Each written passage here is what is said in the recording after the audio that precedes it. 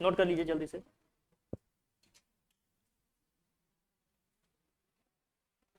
Central charge पे हमें net force क्या करना है, कैलकुलेट करना है।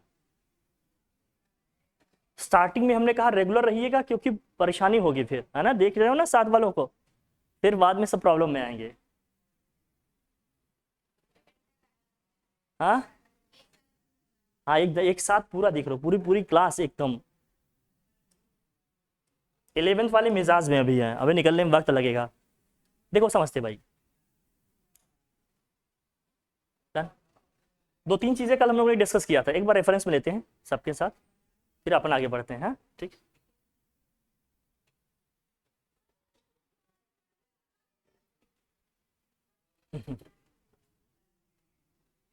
एकेडमिक में भी क्वेश्चन है ऐसे, लेकिन नीट लेवल तक इस टाइप का कभी कभी आ जाता है।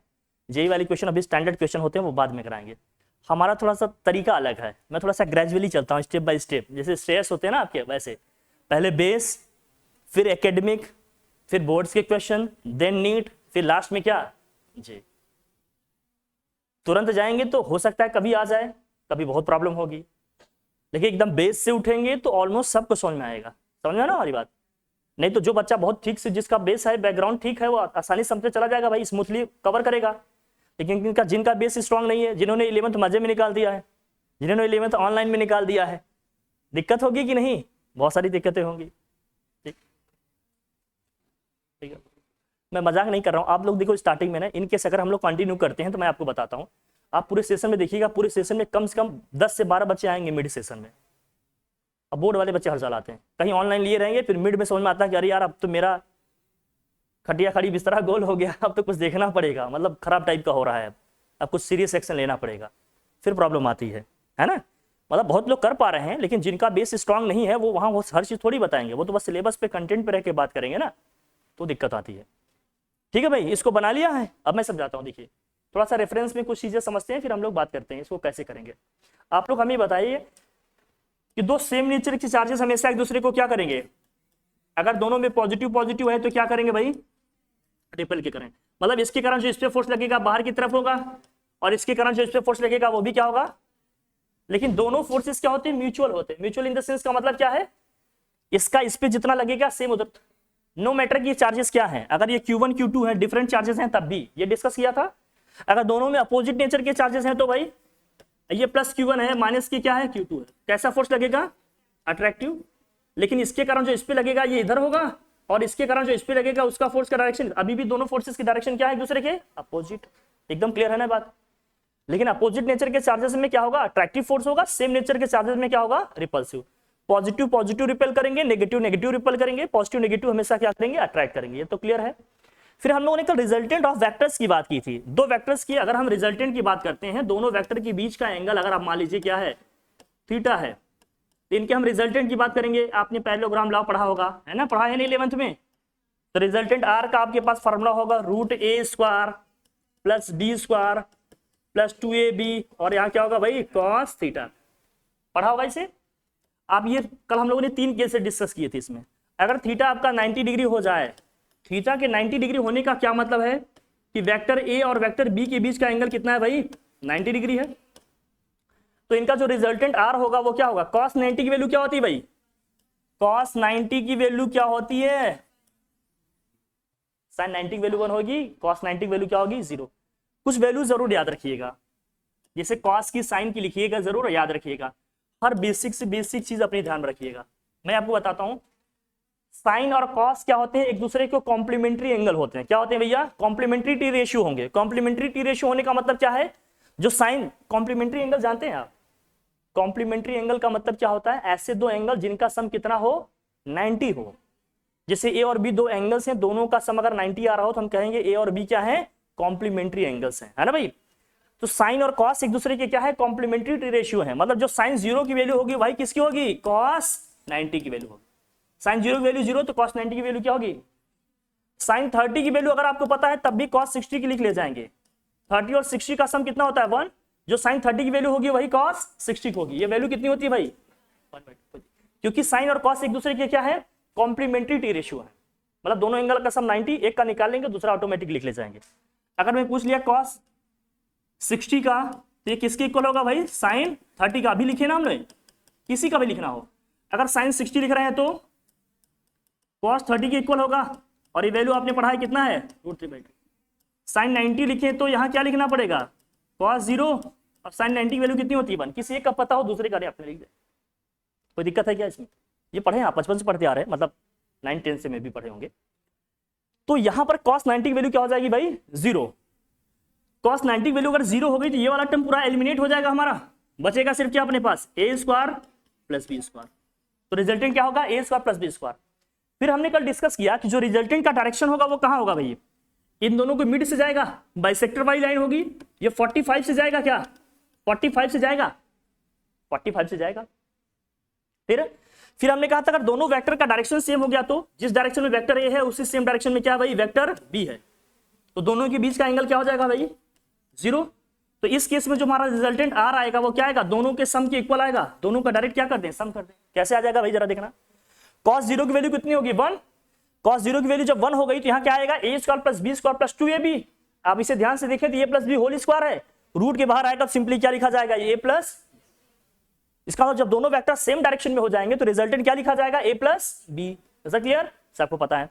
लेकिन अगर दोनों अपोजिट डायरेक्शन में हो गए तो, दोनों अपोजिट डायरेक्शन में हो गए तो अपोजिट में क्या होगा भाई, मान लीजिए वेक्टर a इस डायरेक्शन में है, वेक्टर b आपका इस डायरेक्शन में है, तो एंगल इनके बीच का क्या होगा भाई 180 डिग्री होगा। और cos 180 की वैल्यू कितनी होती है -1, थोड़ा यूनिक केस है ध्यान रखिएगा। फिजिक्स में दो क्वांटिटीज के बीच का एंगल अगर 180 है इसका मतलब दोनों का डायरेक्शन क्या है भाई अपोजिट है। एक तो हमने साइन के कॉन्टेक्स्ट में भी समझा था कि साइन अगर एक का नेगेटिव है एक का पॉजिटिव है, इसका मतलब दोनों के डायरेक्शन एक दूसरे के क्या है भाई अपोजिट है। अगर एक नॉर्थ डायरेक्शन में है तो दूसरा साउथ में, एक फॉरवर्ड है तो दूसरा बैकवर्ड, 180 डिग्री एंगल दिया है, इसका भी मतलब क्या है कि दोनों के डायरेक्शन क्या है भाई अपोजिट है। ठीक, cos 180 की वैल्यू कितनी होती है -1, जब यहां -1 हम रखेंगे तो क्या होगा ये a² + b² - 2ab, a - b का होल स्क्वायर होगा, तो यहां लिखेंगे रिजल्टेंट r क्या आएगा भाई a डिफरेंस b लिखेंगे। अब डिफरेंस क्यों लिख रहे हैं भाई, इसको भी डिस्कस किया कि इन दोनों में जिसका मैग्नीट्यूड ज्यादा होगा उसी में से छोटे वाले को माइनस कर लेंगे, वही हमारा रिजल्टेंट r निकल के आएगा। फिर क्वेश्चन ये उठता है कि इन दोनों में r का डायरेक्शन क्या होगा, रिजल्टेंट r का डायरेक्शन क्या होगा। जब दोनों वेक्टर का डायरेक्शन सेम है तो r का भी डायरेक्शन इधर ही होगा भाई, लेकिन इस केस में जिस वेक्टर का मैग्नीट्यूड ज्यादा होगा उसी डायरेक्शन में होगा रिजल्टेंट r का डायरेक्शन। Is that clear? ठीक है भाई, कोई दिक्कत नहीं, क्लियर है ना ये बात। अब क्वेश्चन पे आते हैं हम लोग, ये सब बेसिक बातें हैं, आपने 11th में पढ़ा होगा, नहीं है तो मैं रिकॉल करा दे रहा हूं कैसे क्या है क्या नहीं। क्वेश्चन जो हमारा है ये समझिए, क्वेश्चन में आपने ये दिया है, देखिए 4 कॉर्नर है, अपने चारों पे क्या है कुछ चार्जेस रखे हुए हैं, स्क्वायर है, साइड इसका क्या है भाई a है। अब स्क्वायर के डायगोनल की लेंथ क्या होती है भाई, स्क्वायर के डायगोनल की लेंथ क्या होती है, एक स्क्वायर है आपका, स्क्वायर है जिसकी साइड क्या है भाई a है, स्क्वायर की साइड अगर a है तो इसके डायगोनल की लेंथ क्या होगी √2 × a होगा, √2a होगा, ये तो सबको पता ही होगा है ना भाई। हाफ की अगर हम बात करें तो, अगर हम इसके हाफ की बात करें तो टोटल √2a है, तो हाफ कितना होगा, यहां से यहां तक का कितना होगा भाई बताओ, √2a/2 होगा, ये आ जाएगा, यही आएगा ना। a/√2 को मैं r मान लू या जो भी मानू, तो मुझे जरा बताना क्या यहां से यहां तक का डिस्टेंस भी a/√2 होगा, और ये भी डिस्टेंस यहां से यहां तक क्या होगा भाई a/√2, और ये भी डिस्टेंस यहां से यहां तक का क्या होगा a/√2, ये भी डिस्टेंस क्या होगा भाई a/√2। इसमें तो कोई प्रॉब्लम नहीं किसी को, क्या सभी डिस्टेंसेस सेम आएंगे, क्लियर है ना। मैं इसे हटाऊं, ये समझने के लिए था। अगर स्टार्टिंग में आपको कहीं दिक्कत आएगी तो थोड़ा सा बेसिक्स पे अपने काम करिएगा, और जो आपको प्रॉब्लम आए उसको नोट डाउन करिएगा, घर जाकर उस पर जरूर काम करिए। प्रॉब्लम्स एक दिन में शॉर्ट आउट नहीं होंगे, जहां जहां आते रहे उसको शॉर्ट आउट करते रहे आप, तभी जाकर हो पाएगा। ठीक है, चलो इसको मैं रहने देता हूं, लिख दूंगा इसको भी। देखो आई समझ, अब यहां समझ रहा, सेंटर पे हमारा कैसा चार्ज रखा है, एक्सप्रेशन बहुत कॉम्प्लिकेटेड ना हो इसलिए a/√2 को मैं r मान कर चलूंगा, a/√2 को हम लोग क्या मान लेंगे भाई r मान लेते हैं, ताकि बहुत कॉम्प्लिकेटेड सा एक्सप्रेशन हमें न लिखना पड़े, जहां जरूरत होगी हम इस तरह से लिख लेंगे। ठीक है भाई, कूलम साहब के लॉ के हिसाब से जो फोर्सेस लगते हैं दो चार्जेस के बीच में, क्या होता है एक्सप्रेशन उसका 1/4πε0 है ना भाई, और Q1 Q2 अपॉन क्या होगा भाई R स्क्वायर। ठीक है, सिंप्लिसिटी के लिए हम लोगों ने इसको क्या मान लिया था लास्ट टाइम, जरा बताइए, K लिख लिया था। सो K दोनों चार्जेस सेम है तो यहाँ क्या लिखेंगे Q square upon R square, और यहाँ R का मतलब ये है। बहुत क्लियर है ये बात, बताने की जरूरत है, क्योंकि जब फाइनल एक्सप्रेशन आएगा तो ये सारी वैल्यूज हमें क्या करनी पड़ेंगी, वहां रखनी पड़ेंगी, पुट करनी पड़ेंगी ना, ध्यान रखिएगा। तो इसका मतलब ये देखिए, फोर्स इसके बीच में, फोर्स का मैग्नीट्यूड तो सेम आएगा ना, ये तो क्लियर है कि नहीं।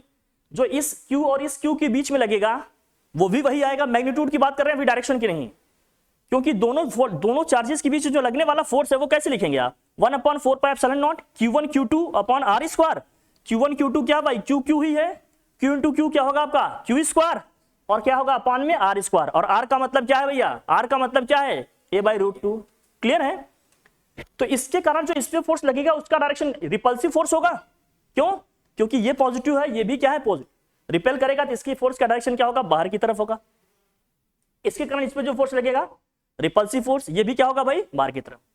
ये लिखा इस तरह से गया है, जो ये ब्लू वाली लाइन आपकी ड्रॉ की गई है, ये वाला फोर्स जो ब्लू से लिखा गया है, ये इस चार्ज के लिए लिखा गया है कि इसके कारण जो इस पे फोर्स लग रहा है उसका डायरेक्शन क्या है, इसके कारण जो इस पे फोर्स लग रहा है उसका डायरेक्शन। लेकिन जब इन नेगेटिव चार्जेस की बात करेंगे, ये येलो वाले हैं, तो ये वाला चार्ज को क्या करेगा, अट्रैक्ट करेगा, रिपेल करेगा, अट्रैक्ट। तो इसका मतलब इसके कारण जो इस पे फोर्स लगेगा उसका भी डायरेक्शन क्या है, इसी डायरेक्शन में है। इसके कारण भी इस पे जो फोर्स लगेगा उसका भी डायरेक्शन क्या है, इसी सेम डायरेक्शन में है। जब हमने कहा दो वेक्टर क्वांटिटीज का सेम डायरेक्शन आ जाए, तो सेम डायरेक्शन में रिजल्टेंट कैसे निकालेंगे, दोनों का क्या कर देंगे, सम कर देंगे, ऐड कर देंगे। तो इसका मतलब इस डायरेक्शन में टोटल जो हमारा नेट फोर्स है वो क्या हो जाएगा, F प्लस F 2F, और इस डायरेक्शन में भी रिजल्टेंट क्या हो जाएगा, F प्लस F 2F। अगर आपको आइडिया हो, आप जानते हैं क्योंकि आप जीनियस हैं, तो ये समझिए, जो हमारे स्क्वायर के डायगोनल्स होते हैं कितने एंगल पे बाइसेक्ट करते हैं एक दूसरे को, 90 पे करते हैं। और अभी हमने बताया जब दो वेक्टर्स एक दूसरे से 90 डिग्री एंगल पे हो तो उनका रिजल्टेंट कहां से जाएगा, 45 से जाएगा, बिट से जाएगा। इसका मतलब जो नेट फोर्स है ये कितने से जा रहा है भाई, 45 से जा रहा है। और नेट फोर्स निकलेगा कैसे, मैं ऐसे रफली बता रहा हूं अभी, नेट फोर्स निकलेगा कैसे, एफ नेट की अगर मैं बात करूंगा तो ये क्या आएगा, रूट में 2F का स्क्वायर प्लस क्या होगा 2F का स्क्वायर। दो बार 2F क्यों लिखें, क्योंकि इस डायरेक्शन में भी 2F और इस डायरेक्शन में क्या है 2F है, और इसका रिजल्टेंट इस डायरेक्शन में जाएगा, निकलेगा ऐसे, क्योंकि दो वेक्टर जिनके बीच का एंगल 90 डिग्री हो उनका रिजल्टेंट कैसे निकलेगा, root A square plus B square से। तो ये भी हमारा 2F है और B भी क्या है हमारा 2F है। इसका स्क्वायर करेंगे 4F स्क्वायर, इसका भी स्क्वायर क्या होगा 4F स्क्वायर, ऐड करेंगे क्या आएगा 8F स्क्वायर, स्क्वायर रूट क्या आएगा 2√2, और यहां सिंपली क्या आ जाएगा F, और F का मतलब क्या है अपने यहां, F का मतलब क्या है भाई, और K का मतलब क्या है, R का मतलब क्या, रख देंगे, आ गया फाइनल रिजल्टेंट फोर्स हमारा। कोई प्रॉब्लम है क्या, क्या इसी को लिखें सिस्टमैटिक तरीके से लिखा जाए, चलिए लिखते हैं इसको। कुछ क्वेश्चन में है नहीं, बस ये डायरेक्शन आपको पता हो, कैसे रिजल्टेंट निकालेंगे ये पता हो तो आप सब कर जाएंगे, है ना भाई। डन करें, डायग्राम आपने बना रखा है, कोई दिक्कत नहीं, चलिए अभी लिखते हैं इसको। हाँ लिखिए, लिखिए आप लोग, लिखिए ठीक। इसको F1 F2 जो भी मानना हो मान लो, लिखो। तो डायरेक्शन अलोंग व्हाट, या लिखो इसको, लिखो F1 F2 जो भी लिखना चाहो आप लिख लो।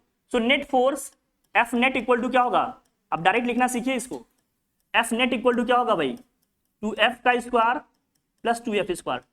2F इसे क्यों कह रहे हैं, क्यों लिख रहे हैं इसे बताइए, क्योंकि दोनों के डायरेक्शन क्या है इधर सेम है, ब्लू और येलो दोनों क्या है, तो दोनों का स्क्वायर करके क्या कर लेंगे भाई, सम का स्क्वायर रूट, क्या आएगा सॉल्व करने पे 8, ये आ जाएगा 4F square plus 4F square. अब ये आ जाएगा अपना 8F स्क्वायर, स्क्वायर रूट क्या हो जाएगा इसका 2√2, और यहां क्या हो जाएगा F, और F का मतलब क्या है अभी लिखा था हम लोगों ने, लिख लेते हैं भाई इसे। सो F नेट इक्वल टू क्या हो जाएगा अपना 2√2, K की वैल्यू ही रख लेते हैं, ये था हमारा K, Q स्क्वायर अपन R स्क्वायर था, वैल्यूज रख लेते हैं finally. So F net equal to क्या हो जाएगा 2√2, K का मतलब क्या है भाई 1/4πε0 Q स्क्वायर आर स्क्वायर का मतलब क्या है भाई, ए बाई रूट टू का square. A by root two का स्क्वायर मतलब क्या हो जाएगा, ए स्क्वायर बाई टू, ये टू ऊपर जाएगा मल्टीप्लाई हो जाएगा न्यूमरेटर में। सो फाइनली क्या बनेगा, F net equal to 4 root 2, और क्या आएगा भाई 1/4 पाई एप्सिलॉन नॉट, और क्या होगा यहाँ क्यू स्क्वायर अपॉन ए स्क्वायर। क्या यही आएगा, यही आएगा, सही है ना।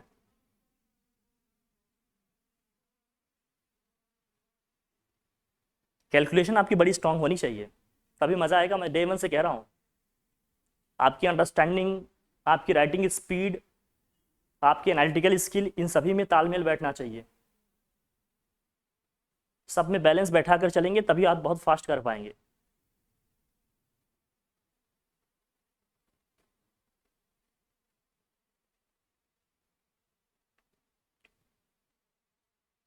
ये हमने 2f क्यों लिख दिया, ये समझ में आया ना, कल हम लोग ने डिस्कस किया था सब अच्छे से। ये सब क्वेश्चन अच्छे से करिएगा भैया, क्वेश्चंस आने की पॉसिबिलिटीज रहती है एकेडमिक लेवल पे भी, शीट जो दी है उस पर भी है ना। और क्या क्वेश्चन दिए थे जरा बताएं।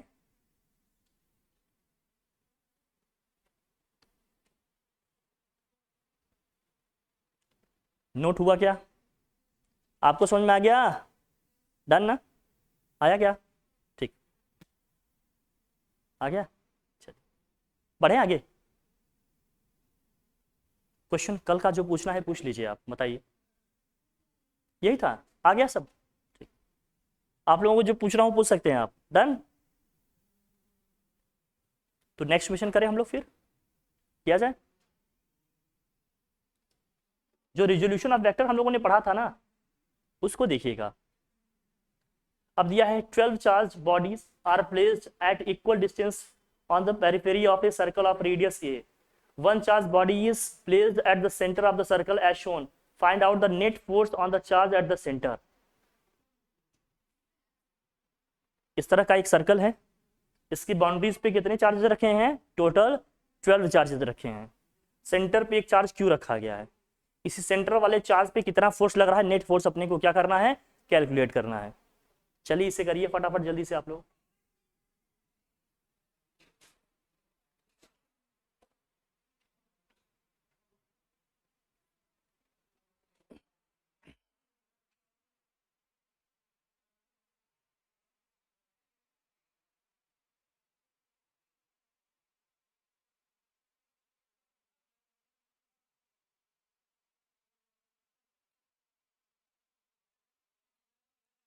इसे बना लीजिए फिगर, बाकी आपको पता ही है, net force on central charge, figure बनाएं, दैट्स इट बस।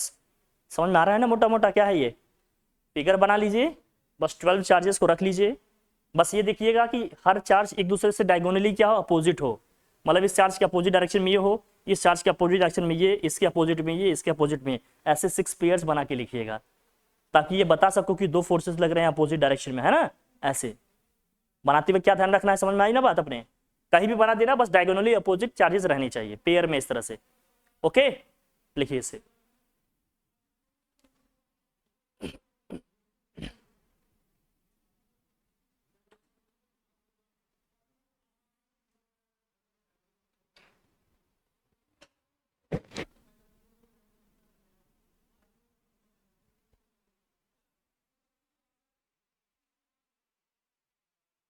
चार्ज का मैग्नीट्यूड सबका क्या है देख लीजिएगा, 1 2 3 4 करके से कहाँ तक है भैया, 12 तक है।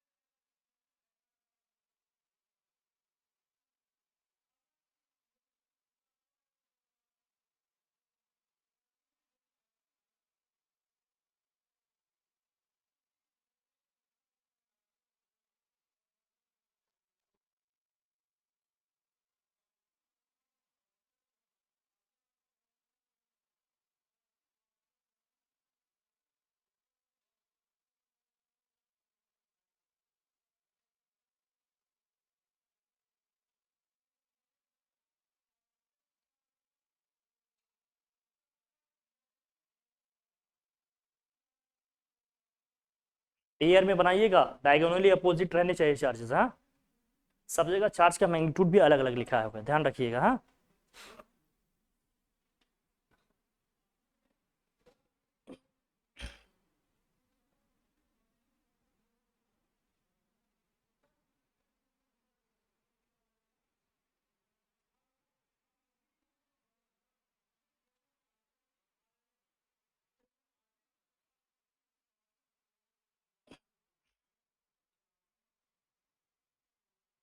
वो रिकॉर्डेड लेक्चर्स भी देते हैं, रिकॉर्डेड लेक्चर्स भी देते हैं, कुछ नहीं है।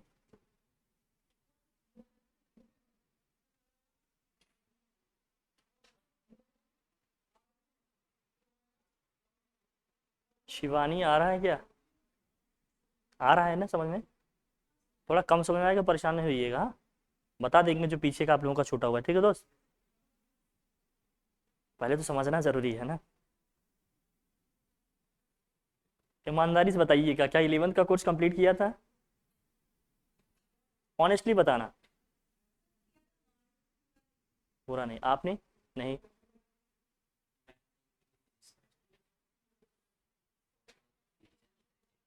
कोई बात नहीं, आपसे नहीं पूछेंगे तिवारी जी, आप चिंता ना करिए। आप लोग सेल्फ स्टडी किए थे ना लास्ट ईयर? कंप्लीट हो गया था? आंसर मुझे पता था। आपके एरिया में मेरा एक सीक्रेट एजेंट रहता है। अरे वो तो नॉर्मल बातचीत में पता चला, आपके आए थे ना। जी, घुस रहेगा, अच्छा। अब तो संभल के रहना पड़ेगा।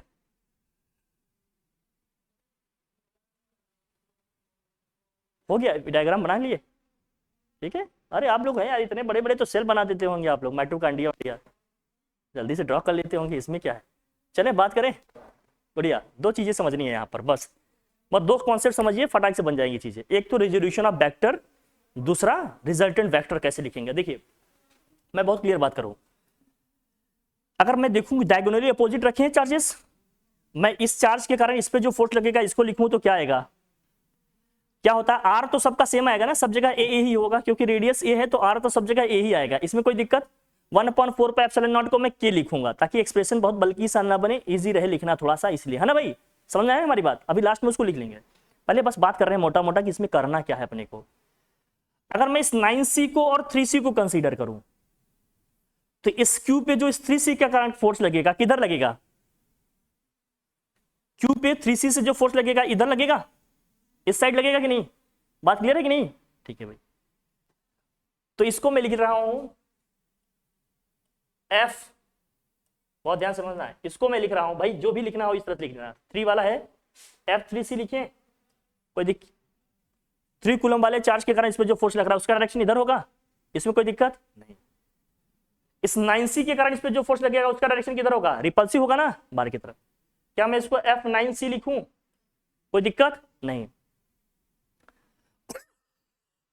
सॉरी, हर केस में जो आपका Q1 है, हर एक केस में जो आपका Q1 है वो तो Q ही है। इस केस में Q2 क्या था भाई, 3 था, इस केस में Q2 क्या है, 9 है। बहुत ज्यादा ध्यान से देखना, ये फोर्स वेक्टर क्वांटिटी है ना, दोनों का डायरेक्शन एक दूसरे के क्या है, अपोजिट है। अगर अपोजिट है तो हमने कहा इनका रिजल्टेंट कैसे निकलेगा, दोनों का क्या लेंगे, सम या डिफरेंस, दोनों का क्या लेंगे, सम या डिफरेंस, डिफरेंस लेंगे ना। जब डायरेक्शन अपोजिट होगा तो दोनों का क्या लेंगे, डिफरेंस, और वो डिफरेंस का डायरेक्शन किधर जाएगा, जिसका मैग्नीट्यूड ज्यादा होगा। तो बताइए F9C का ज्यादा है, F3C का ज्यादा है, इसका रिजल्टेंट का डायरेक्शन किधर आएगा, इस साइड में आएगा। बात क्लियर हो रही है ना अपनी? फिर देखना, जब मैं इसकी बात कर रहा हूं 2C की बात करूंगा, किसकी भैया, 7C, या 2C की बात करें इधर 8C की बात करें, तो बहुत क्लियर है, इसका जो इन दोनों का जो रिजल्टेंट आएगा उसका डायरेक्शन किधर होगा, 2C की तरफ होगा, 2C की तरफ होगा, 2C की तरफ होगा।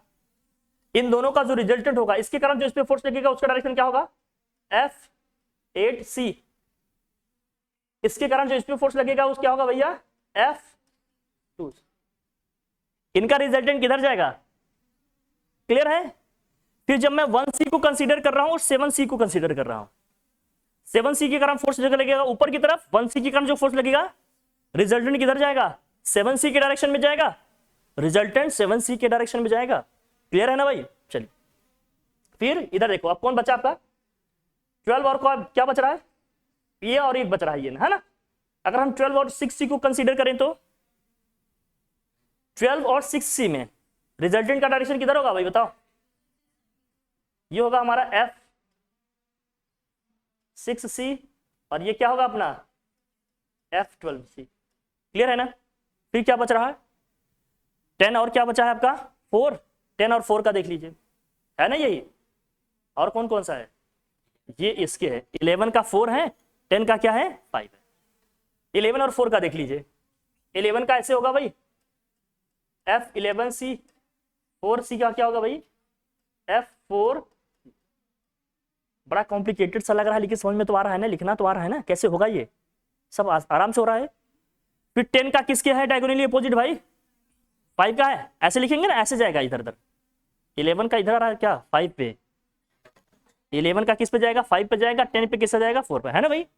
11 का किस पे जाएगा 5 पे, बहुत समझ के लिखिएगा नहीं तो रिजल्ट चेंज हो जाएगा। डिफरेंस लेंगे ना तो 1 का डिफरेंस आएगा, 1 का डिफरेंस रिजल्टेंट चेंज कर देगा। यहाँ क्या लिखेंगे भाई हम लोग 5, और फिर 10 का किसके साथ जाएगा भाई 4 के, ये क्या आएगा F10C, और ये क्या होगा F।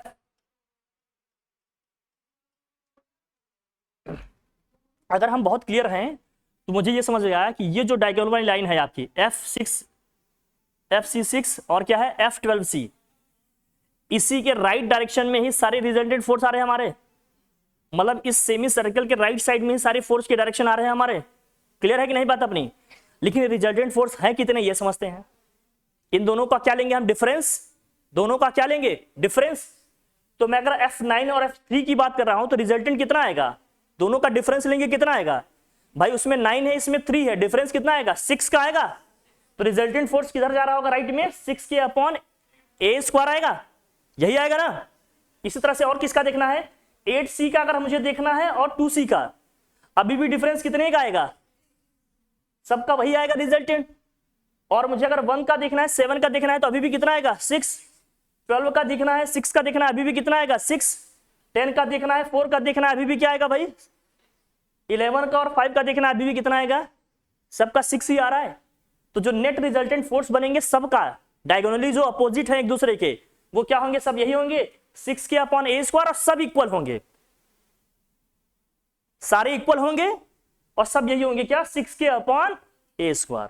कोई प्रॉब्लम इसमें, ये बात समझ में आ गई अपनी? इसको शॉर्ट में यहां लिख दिए, कोई दिक्कत नहीं, आ जाएगा इस तरह से सब। और सब का मतलब क्या है ये है, ये हमने पीछे बता दिया, डिस्कस कर लिया, अपने सब बना बनाया है ताकि ज्यादा लिखने उखने में टाइम नहीं स्पेंड करना है। तो अब होगा क्या, अब रिजोल्यूशन ऑफ वेक्टर, एक कॉन्सेप्ट तो ये हो गया कि रिजल्टेंट कैसे लिखेंगे, दूसरा क्या है रिजोल्यूशन ऑफ वेक्टर। अब रिजोल्यूशन ऑफ वेक्टर अगर आपने पढ़े तो ठीक है, नहीं तो मैं बताता हूं तो ये समझ में आएगा। कल हमने डिस्कस किया था थोड़ा सा, मैं फिर से बताता हूं। देखिए रिजोल्यूशन ऑफ वेक्टर आता है सबको, नहीं आता? बताऊं मैं, बताएं? बताएंगे तो सर ठीक है, नहीं बताएंगे तो भी ठीक ही है। ठीक तो पहले भी था, आगे भी रहेगा और अभी भी है। ये मान लीजिए 30 डिग्री है, ये भी सपोज करिए 30 डिग्री है। एक फोर्स इधर F है, ये F है, ये भी क्या भाई F है। अब मैं कह रहा हूं इन तीनों फोर्सेस का रिजल्टेंट निकालना है। बहुत कॉमन कॉन्सेप्ट आपने पढ़ा होगा कि दो वेक्टर के बीच का जो रिजल्ट, जो दो वेक्टर का रिजल्टेंट होगा ना, हमेशा कहां से जाएगा, इनके मिड से जाएगा। मिड इन द सेंस का मतलब बीच वाले डायरेक्शन से जाता है, मोस्ट प्रोबेबली हमेशा क्या होगा बीच से जाएगा। मतलब ये जैसे 90 वाले केस में कहां से गया था 45 से गया था, इनके बीच का एंगल क्या है 60 का है, तो ऑब्वियस सी बात है रिजल्टेंट कहां से जाएगा 30 से जाएगा, 30 से जाएगा। क्लियर है ना, हमेशा ध्यान रखना। तो अब ये भी रिजल्टेंट नहीं है, एक फोर्स भी दिया है, वो भी कहां से जा रहा है मिड से जा रहा है। अगर इन तीनों फोर्सेस का मुझे क्या लिखना हो रिजल्टेंट लिखना है, बहुत ध्यान समझना है। इन तीनों फोर्सेस का मुझे क्या लिखना हो रिजल्टेंट, तो क्या मुझे ये क्लियर है कि वो तीनों रिजल्टेंट किधर आएंगे, इसी F के डायरेक्शन में आएंगे कि नहीं? वो तीनों रिजल्टेंट इसी F के डायरेक्शन में आएंगे। क्यों? क्योंकि इन दोनों का रिजल्टेंट इस डायरेक्शन में जाएगा और एक वेक्टर पहले से इस डायरेक्शन में है। तो इन तीनों को जब मुझे साथ में लिखना होगा तो लिखेंगे कैसे, हम लिखेंगे इसको F, ये F कौन सा है, ये वाला F लिखा हमने। फिर हमने कहा था इसको कंपोनेंट में रिजॉल्व करेंगे, तो इन वेक्टर्स का इस डायरेक्शन में कौन सा कंपोनेंट आएगा, हॉरिजॉन्टल या वर्टिकल, हॉरिजॉन्टल कंपोनेंट आएगा। हमने कहा था जो बेस वाले एंगल लाइन से एंगल बनाएगा वहां क्या आएगा, हॉरिजॉन्टल कंपोनेंट। इस फोर्स का हॉरिजॉन्टल कंपोनेंट क्या होगा, एफ कॉस थीटा, थीटा यहां क्या है 30 डिग्री। सेम इस फोर्स का भी लिखेंगे तो क्या होगा, अभी हमने इसका लिखा था ये, इस फोर्स का भी लिखेंगे तो बेस वाली लाइन से कितना बना है 30, इसका भी कितना आएगा साइन, साइन का ही लिखिएगा दोस्त, बेस वाली लाइन के साथ लिखेंगे तो हमेशा क्या लिखेंगे कॉस। जब रिजल्टेंट हमारा इस डायरेक्शन में जा रहा है तो ये हमारी कौन सी लाइन हो गई, बेस वाली लाइन हो गई, और बेस वाली लाइन से कितना बना रहा है 30, तो इसका लिखेंगे बेस वाला कंपोनेंट तो क्या होगा एफ कॉस 30। बेस वाली लाइन हमारी ये है, इसके साथ ये एंगल कितना बना रहा है 30, तो बेस वाला कंपोनेंट हमारा क्या होगा एफ कॉस 30।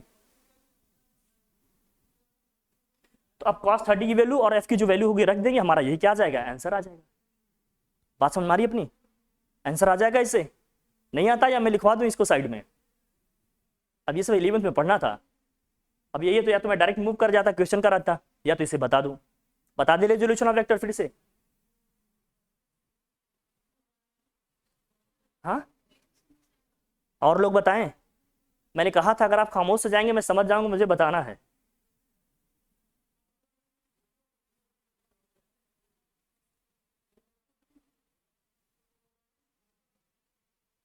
तो खामोशी यही बता रही है कि गुरु जी चलते चलते बता ही दीजिए, यही ना।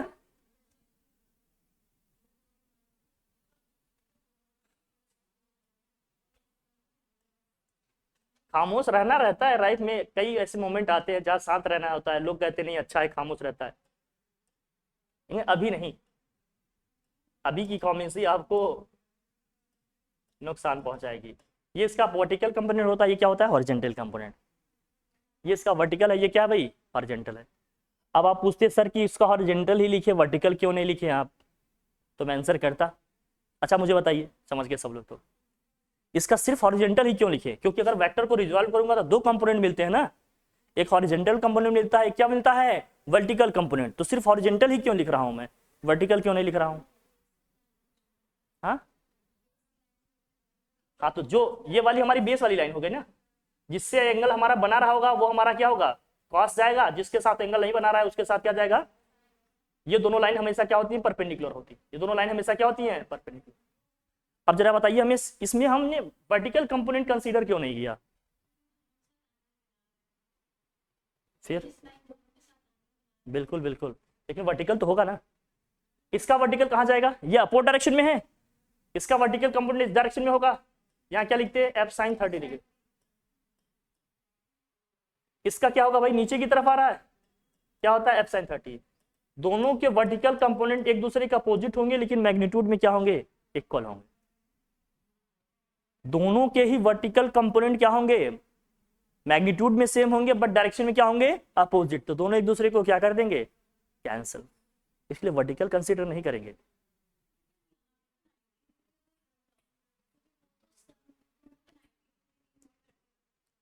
ये 30 है, इसका मतलब ये एंगल यहां से यहां तक कितना होता, अंडरस्टूड, यहां से यहां तक का ये कितना होता, नहीं ये वाला लिखेंगे, इसका लिखेंगे तो 30 लिखेंगे ना हमेशा। देखो यहाँ कैसे लिखा जा रहा है, ये थीटा है, ये थीटा है, ये निकालूंगा कैसे आता है, ठीक है ना, जिसके साथ एंगल नहीं बन रहा है उसके साथ कॉस जाएगा, जिसके साथ एंगल बना जाएगा वहां क्या लिखाएगा कॉस, तो जिसके साथ एंगल बन रहा है वहां क्या आएगा कॉस, जिसके साथ एंगल नहीं बन रहा है उसके साथ क्या लिखेंगे साइन, यहाँ जाएगा कॉस, यहाँ क्या आएगा साइन। मैग्नीट्यूड दोनों का सेम है बट डायरेक्शन दोनों का क्या है अपोजिट, दोनों एक दूसरे का क्या कर देंगे भाई कैंसिल, इसलिए सिर्फ और सिर्फ हॉरिजॉन्टल कंपोनेंट लिखेंगे, वर्टिकल कंपोनेंट। इसलिए मैं कह रहा हूँ हर छोटी से छोटी चीज आपके काम की है, अगर क्लियर नहीं है तो फंसते रहेंगे। ठीक है भाई, पीछे आऊं मैं क्वेश्चन को कराऊं। अब इस क्वेश्चन में देखिए ये सारी बन गए, अगर एक सर्कल में इस तरह के 12 चार्जेस लिखे हैं, एक सर्कल में बताओ एक साइकिल में टोटल कितनी डिग्री एंगल बनता है 360 बनता है, तो 360 को अगर मुझे 12 इक्वल पार्ट में डिवाइड करना हो तो हर एक एंगल कितने का आएगा भैया, 360 को अगर 12 पार्ट में डिवाइड करना हो 30 का आएगा, इसलिए हर एक रिजल्टेंट फोर्स के बीच का एंगल कितना लिखा गया भाई 30। समझ में 30 क्यों लिखा है, क्लियर हो रही बात अपनी, डन भाई, समझ में आ रहा ना, ये 30। अब सबका रिजल्टेंट किधर जाएगा ये समझना, सबका रिजल्टेंट कहां जाएगा ये समझना। तो ये समझो कि सेंटर वाला फोर्स कौन सा है, कितने फोर्स है इसमें, काउंट कर पा रहे हो आप, कितने फोर्सेस हैं टोटल, कितने फोर्स हैं आपको, 6 है। देखिए कौन कौन कहां जा रहे हैं ये समझना। ये हमारा F1 है, F2 है, F3 है, या जो भी है, मतलब सभी चार्जेस का इस तरह से लिखा है। एक आपका ऊपर होता है इस तरह से, जरा देखना। ये जो फोर्सेस एक दूसरे के जस्ट अपोजिट है, ये जो फोर्सेस एक दूसरे के क्या है, जस्ट अपोजिट है, इन दोनों का मैं भाई एक ऊपर होगा एक नीचे होगा, सारे लिख लिया आपने, बनाओ इसको कॉपी में, तब लिखेंगे तब समझ में आएगा। मैं अलग से बनवा के लिखवाता हूं, आप ये बना लो पहले, आप ये सारे आप बना लो, अच्छे से बनाना, एकदम क्लियर, नीट एंड क्लीन बनाओ इसको।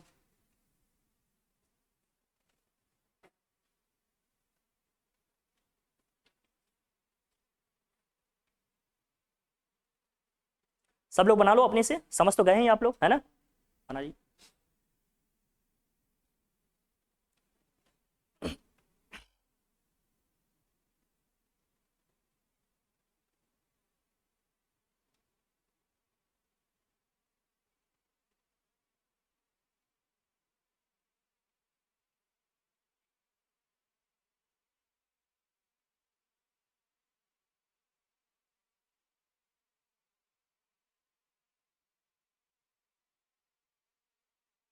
और हर एक एफ का मतलब यही होगा, के का मतलब क्या है भाई, के का मतलब है 1/4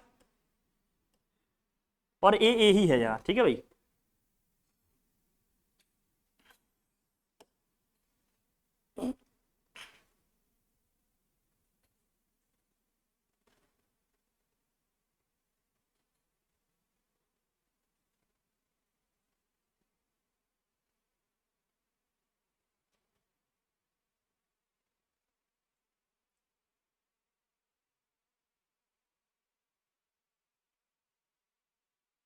ठीक, बना लिया, बहुत बढ़िया,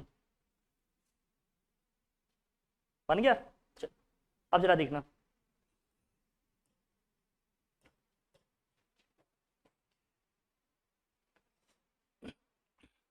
अब यहाँ रिजोल्यूशन ऑफ वेक्टर से लिखा गया है, देखिए कैसे लिखा गया है ये समझना। देखिए किन किन फोर्सेस की बात हो रही है, जो जो लिखा है समझना। अब यहाँ हर चीज आपको समझना पड़ेगा। Similar to 1c and 7c charges placed diametrically opposite to central charge apply force in opposite direction to each other. After adding force in opposite direction, net force can be plotted as shown in the adjacent figure. The forces are numbered from 1 to 6. 1 2 3 4 5 6 इस तरह से number किए। सब क्या magnitude क्या है भाई, same है। अब सब एक दूसरे से भाई, अगर एडजेसेंट वाले फोर्स की बात करें तो एक दूसरे से 30 डिग्री एंगल पे हैं, ये क्लियर है ना भाई, क्योंकि एक लाइन का कितना आएगा भाई, 30 डिग्री एंगल आ रहा है, एक दूसरे से कितने डिग्री एंगल पे है, 30। फिर आ रहा है इसमें रिजल्टेंट टू क्या of the forces 1 to 5 is, 1 to 5 forces कहां तक है, देखो भाई 1 से हमने स्टार्ट किया, कहां तक आ रहे हैं भाई, 5 तक, 1 से 5 तक की बात कर रहे हैं। 1 हमारा कहां है, ये रहा, 2 4 और ये क्या हो गया 5। अब जरा ध्यान रखना, अगर 1 से 5 तक की हम सिर्फ बात कर रहे हैं, बहुत ध्यान समझना, 1 से सिर्फ 5 तक की बात करें तो इनका रिजल्टेंट कहां से आएगा, 20 से जाएगा। 20 से का मतलब 3f के डायरेक्शन में होगा। 20 से का मतलब किसके डायरेक्शन में होंगे, ये 3f के डायरेक्शन में होंगे, 3f के डायरेक्शन में होंगे। तो 3f वाला जो f है उसको हमने f लिख दिया, कोई दिक्कत है भाई, कोई दिक्कत नहीं। 3f के जो एडजेसेंट वाले फोर्सेस हैं f2 और f4 के लिए मैं जब लिखना चाहूंगा, ये तीनों भाई दोनों f ही हैं, दोनों का एंगल कितना कितने का है 30, तो इसका भी हॉरिजॉन्टल कंपोनेंट क्या होगा f cos 30 डिग्री, और इसका भी क्या होगा f cos 30। वर्टिकल क्यों नहीं लिख रहे हैं, क्योंकि दोनों अपोजिट और मैग्नीट्यूड में सेम होते, कैंसिल हो जाते वो। तो इसका भी कितना होगा भाई f cos 30 और इसका भी कितना होगा f cos 30, इसलिए दोनों को एक साथ लिख दिया गया क्या 2f cos 30। बात क्लियर है।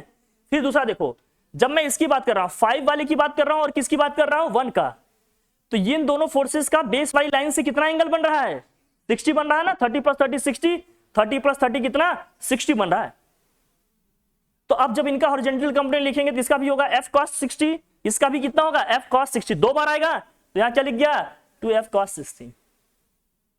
cos 30 और 60 की वैल्यू तो आपको पता ही है, रख लेंगे, सीधा रख लेंगे भाई, आ जाएगा। cos 60 की वैल्यू कितनी होती है भैया 1/2, तो 2 से 2 कैंसिल होगा, सिर्फ f आ जाएगा। cos 30 की वैल्यू कितनी होती है √3/2, 2 से 2 कैंसिल हो जाएगा, केवल क्या आ जाएगा √3। अब यहां देखिए f + f 2f हो गया, ये f + f क्या होगा भाई, ये f + f हमारा क्या होगा 2f + f √3, दोनों में कुछ कॉमन दिख रहा है अपने को?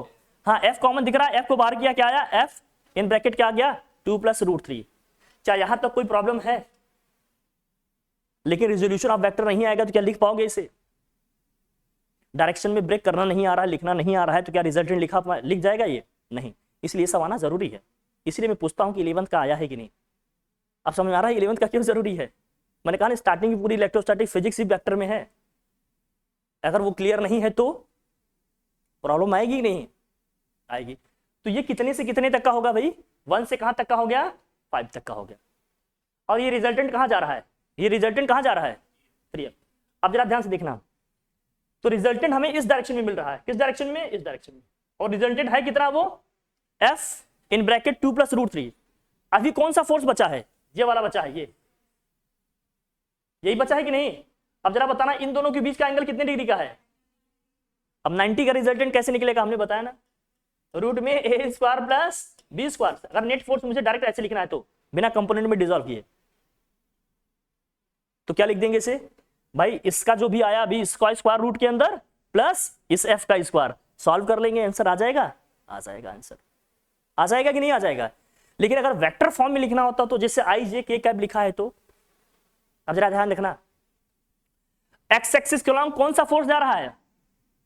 f in bracket 2 + √3। और एक्स एक्सिस के अलॉन्ग कौन सा यूनिट वेक्टर होता है? i cap. इसलिए इसके साथ क्या लिख जाएगा? f 2 + √3 i कैप होगा। y एक्सिस के अलॉन्ग कौन सा है? f है, लेकिन y एक्सिस के नेगेटिव डायरेक्शन में है, इसलिए यहां क्या लिखेंगे? -j लिखेंगे। तो वेक्टर कंपोनेंट में लिखना चाहते हैं तो लिख लेंगे, ऐसे नहीं जाएगा। तो चाहे आप वेक्टर फॉर्म में लिखो, जैसे भी आपका आंसर पूछा जा रहा हो वहां आप लिख के आराम से चले जाएंगे। लेकिन वहां से यहां तक पहुंचने में आपको ये सारी चीजें आनी चाहिए। नेट फोर्स लिखना, रिजल्टेंट निकालना, रेजोल्यूशन ऑफ वेक्टर, देन आप ये वेक्टर फॉर्म में लिखना, ये सारी चीजें आनी चाहिए। समझना ये बात? क्या इसको लिखवाऊं या आप लिख लेंगे? अब सब लिखा है, लिख लेंगे, फटाफट नोट कर लो। मैं इसको हटा दूं ना जो लिखा है मैंने, ठीक है ना भाई? क्लियर है? नोट कर लो। समझ गए ना सब लोग? डन? कि मैं सिंपल वे में और लिखवाऊं इसे? समझ गए साहब? नोट करिए फिर।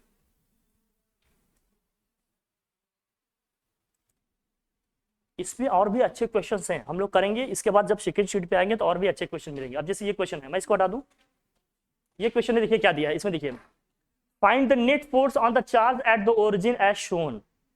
ओरिजिन पे एक चार्ज रखा है +1 कूलम का, इससे 1 मीटर की डिस्टेंस पे 1 कूलम का चार्ज रखा है, 2 मीटर की डिस्टेंस पे 8 कूलम का चार्ज रखा है, 3 मीटर की डिस्टेंस पे 27 कूलम का चार्ज रखा है। लास्ट वाला चार्ज कितना है?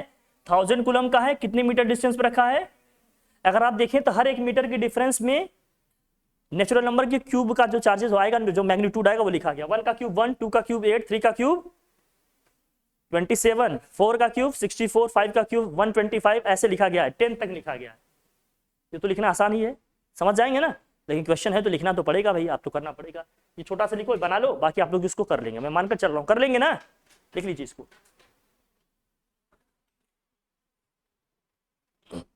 एक चीज मुझे आपको हो सकता है इसमें बतानी पड़ी, वो कौन सी चीज है ये जानिए। क्या आपको ये फार्मूला पता है? देखिए जब आप लिखेंगे ना, लिखिए इसको, देखो बना लीजिएगा, लिखिएगा, मैं बता दे रहा हूं क्योंकि शॉर्ट में मुझे उधर जाना पड़ेगा। देखिए अगर मैं इस सेंटर वाले चार्ज और इस चार्ज की बात करूंगा तो k का मतलब क्या है अपना? 1/4πε0, ठीक है ना भाई? और r यहां बदलेगा, क्योंकि जब पहले चार्ज की बात करेंगे तो r कितना होगा? 1। जब मैं सेकंड चार्ज की बात करूंगा तो r कितना होगा? 2। जब मैं थर्ड चार्ज की बात करूंगा तो r कितना होगा? क्लियर है ना ये बात अपनी? तो k सब में कॉमन आएगा, बाकी लिख लेंगे k 1 × 1 क्या होगा भाई? 1 ही आएगा। फिर क्या होगा भाई? 1 × 8 क्या आएगा? 8 आएगा, या 2 का क्यूब जो भी लिखा गया है, इस तरह से लिखा गया है। नीचे क्या होगा? 2 का स्क्वायर, फिर यहाँ 3 का क्यूब आएगा, नीचे आएगा 3 का स्क्वायर, फिर आएगा 4 का क्यूब अपॉन 4 का स्क्वायर, फिर 5 का cube upon 5 square, and so on आता रहेगा। 10 का क्यूब अपॉन 10 का स्क्वायर, 2 स्क्वायर से 2 स्क्वायर कैंसिल, ओनली 2 बचेगा। 3 स्क्वायर से 3 स्क्वायर कैंसिल, ओनली 3 बचेगा। लास्ट वाले में 10 स्क्वायर से 10 स्क्वायर कैंसिल, ओनली 10 बचेगा। क्लियर है? तो क्या आएगा? 1 + 2 + 3 एंड सो ऑन, कहां तक आए भैया? 10 तक। तो फर्स्ट एन नेचुरल नंबर का सम का फार्मूला क्या होता है? फर्स्ट एन नेचुरल नंबर को ऐड करेंगे तो फार्मूला क्या होता है? n + 1/2। तो यहाँ कितने n है भैया? 10। तो n के प्लेस पे हमें क्या रखना होगा? बस 10। तो यहाँ रखेंगे 10 × 10 + 1 अपॉन, मतलब 11/2 कितना हो जाएगा? 11 × 5, 11 × 5 कितना जाएगा? 55k। और k का मतलब क्या है? 1/4πε0, तो 55 अपॉन और 1/4 पे एप्सिलॉन नॉट की वैल्यू भी तो रख सकते हैं। क्या होती है वैल्यू, जरा बताएं। 9 × 10 की पावर 9। क्या इसे सॉल्व कर लेंगे भाई? ये फोर्स है तो न्यूटन होगा ना, फोर्स है तो यूनिट क्या होगी इसकी, सॉल्व कर लेंगे इसे। इजी है ये तो, बहुत हो जाएगा। लिख लीजिएगा, इसको कर लीजिएगा आप लोग। ये लास्ट क्वेश्चन था अपनी तरफ से। हाँ, फिर अपन नेक्स्ट क्लास में डिस्कस करेंगे, बताएं। ठीक है, फिर डन, आज के लिए इतना रखें। ठीक है, फिर थैंक यू बादरे।